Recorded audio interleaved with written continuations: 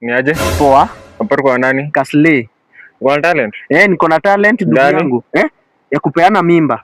Unapeana mimba hao? Wacha nikuambie, unaona saizi miaka niko nayo mpaka saizi. Nimepea wasichana 20,000 mimba. Na hakuna yenye imepotea, zote kuingia. Wacha nawe. Aya, kwanza saizi nataka kuifanya sasa ikuwe professional. Hapo nyuma nilikuwa nafanya charity. Ati charity? Saizi nataka kufungua clinic yangu inaitwa Pregnant Giver Clinic. Hapa nawapatia mimba.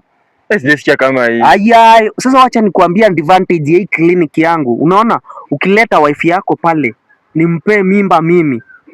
Mtoto wako DNA itakuwa yako wewe mzazi wewe. Itatokea yangu mimi mzee. Hizo ndio advantages za kuja hiyo kliniki yangu. Ukitaka kama hauna watoto, habari ndio hii imewafikia. Welcome to Kasle Pregnant Giver Clinic.